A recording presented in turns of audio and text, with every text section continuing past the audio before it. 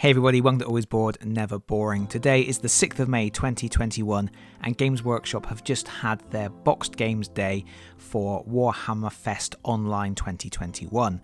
I watched the live stream hoping to see something interesting that I could talk about on the channel, but to be honest, there wasn't really anything there that interested me all that much.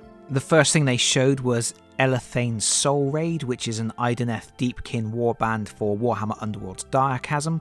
That's actually the 8th warband for Diachasm and brings that current cycle of Warhammer Underworlds to a conclusion. So I guess at some point later in the year we can expect to see another Warhammer Underworlds core box coming out. I really liked Warhammer Underworlds and I collected every warband from the first series. I also bought the second core set that they released, but that for me was the point where I stopped, and it's the point where they introduced spellcasters to the game, and it started to feel like the game was losing a little bit of its focus. It was starting to become a little bit more sprawling than I necessarily wanted it to be, so I was content to just have everything from the original series and to leave the game there. Some nice miniatures in this new warband though. I do like the crab, I wouldn't mind a giant crab for my own collection. The next thing they showed was the House of Shadow supplement for the Delac gang for Necromunda, and a bunch of new miniatures for that. I mentioned recently that Necromunda is a game that I lost interest in quite quickly actually. I only ever bought the core set and the first Gang War supplement, and it's not something I'm looking to get back into now. They then showed some footage from a new hired gun video game which does look cool but is a video game and it's not what I was tuning into the Twitch stream for.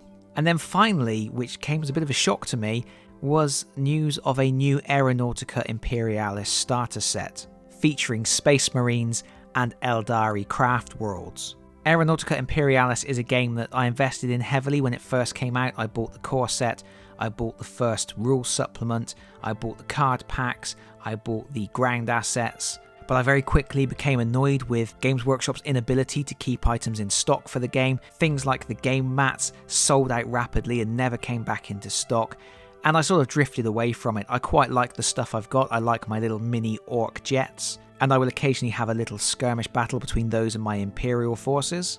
But again, it's not a game that I'm looking to expand any further beyond that, partly because of the way it was distributed, and I am actually shocked to see another starter set for this game. I really thought this was going to be a game that had stalled coming out of the gate and wasn't going to be supported for long. And that was it. That was everything they had to share. Not as much as I was expecting, not things that I was hoping they were going to show. And that's not to say they were bad reveals as such. I'm sure there are many people who are absolutely ecstatic with those new releases, and I'm not saying that's a problem. But for me personally, there was nothing that sparked my interest. For me, the most interesting thing was to watch the little ticker tape of comments down the side of the Twitch stream filling up with people asking, where is Cursed City? What's happening with Cursed City? Please tell us what is happening with Cursed City.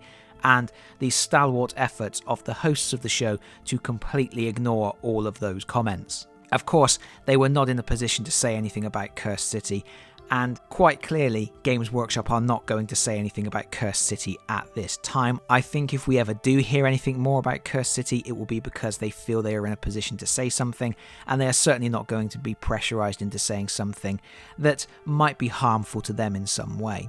So while it is interesting to see so many people begging for information, really just pleading for some kind of update, even if the update is just a repeat of what they said on Twitter, which is, this game is gone, it's not coming back, it was a limited release. Because they still haven't made that official statement. That information was tucked away in responses to people on Twitter.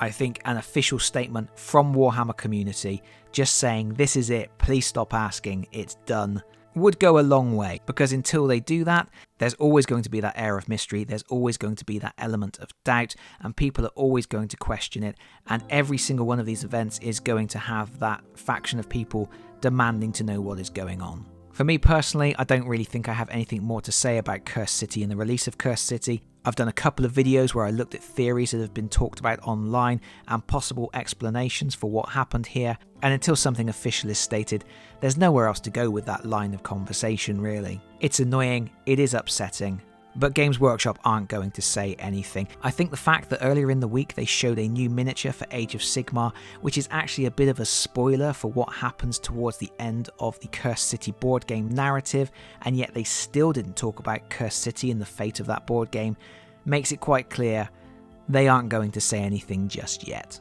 even though I am sure there are many people who thought they would. Next up on Warhammer Fest, there is another round of releases for Warhammer 40k, and then there is still this mystery surprise reveal on Saturday, the 8th of May. I will be tuning in for that. I am hoping it's going to be something exciting, because for me personally, today was a bit of a bust. But that's it from me for now. Thank you so much for listening. If you've enjoyed the video, please consider pressing the like button. If you've really enjoyed the video, please consider subscribing if you don't already do so. And hopefully, I'll see you all again very soon. Bye bye everyone. Bye bye.